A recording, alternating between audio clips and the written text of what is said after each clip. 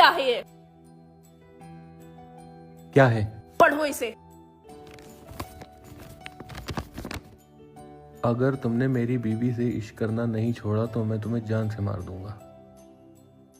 मुझे लग रहा है कोई किसी को धमका रहा है। कोई किसी को नहीं, तुम्हें धमका रहा है। ये चिट्ठी तुम्हारे लिए आई है। क्या करूं मैं तुम्हारा? क्यों नहीं सुधरते हो तुम? क्यों नहीं सुधरते हो?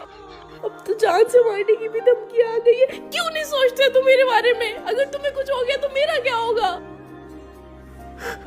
तुम परेशान ना हो, मुझे माफ कर दो। मैं समझ गया, मुझसे गलती हो गई। अब मैं ऐसा नहीं करूंगा, अब मैं ऐसा नहीं करूंगा। लेकिन चंदा, एक प्रॉब्लम है। क्या?